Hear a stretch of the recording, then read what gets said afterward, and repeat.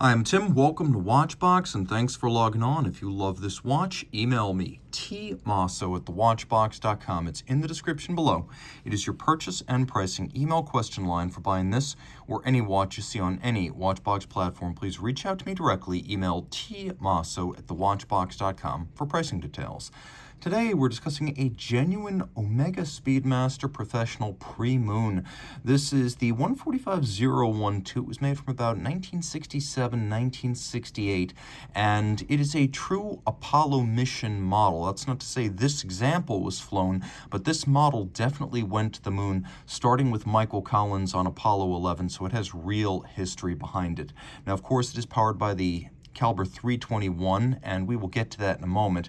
But the important thing about all of the Speedy Pros is since the very first, they have had pretty much the same shape and dimensions. So in stainless steel, this watch is 42 millimeters in diameter. It's 14.2 millimeters thick. From lug tip to lug tip, it is 47.7 millimeters with a 20 millimeter spacing between the lugs. And back when this watch was made in the late 60s, 42 millimeters must have seemed huge for a timepiece.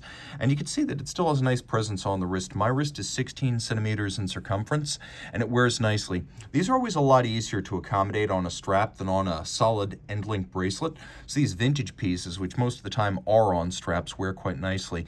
Now, it's not thin enough that you could slide it underneath the tightest of dress cuffs, and the bezel profile is part of the reason for that, but it'll fit just fine under a jacket, and you could absolutely wear it formally as a guy. If your wrist is big enough to wear the watch, it's big enough to slide underneath a jacket cuff.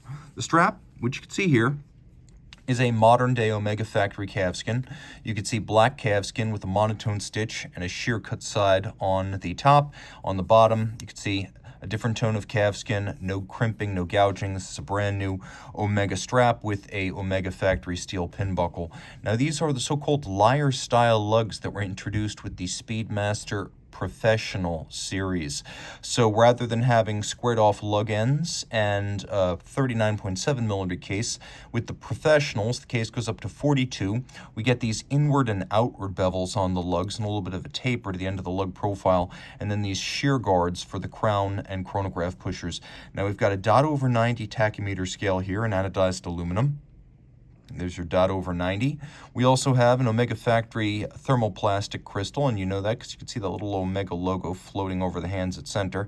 And of course, thermoplastic used because while it is more scratch prone than sapphire or even mineral, in space, it does not shatter, so you don't wind up with debris floating in zero gravity. So that's one of the reasons why, to this day, moon watches use thermoplastic. Now, the dial's a little bit different. You can see this is original factory tritium, and it was probably reloomed at least once. But the dial is clean, devoid of marks, no handling wear, oxidation, or staining from water. It's in very good shape overall, and you can see that well.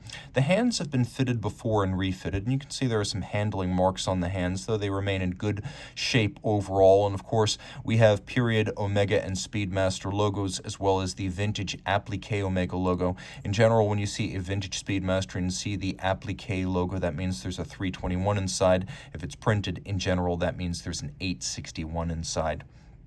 Now, turning it all over, you can see we have a relatively simple single-step case back with a Speedmaster Seahorse, and you might wonder why the two. Well, because in 1957, the first Speedmaster was part of the Seamaster water-resistant watch family, and so a Seahorse was featured. That's why that contradiction has always been present. This being a pre-moon model, we have no moon visitation notice on the reverse. Also important, inside, Lamagna-based caliber 321. This dates back to the early 1940s.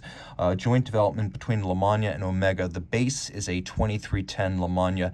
In Omega form, that becomes the 321. Now, this movement's also been used in a lot of horlogerie watches from the likes of Patek, Vacheron, Breguet, Roger Dubuis, but in 321 form, it is the Omega caliber that flew to the moon. So it's a manual wind with a 44-hour power reserve. It beats weight 18,000 vibrations per hour, pivots on 17 joules. The distinction, engagement-wise, between this and the later 861 is that this uses a column wheel with a lateral clutch rather than the later cam system.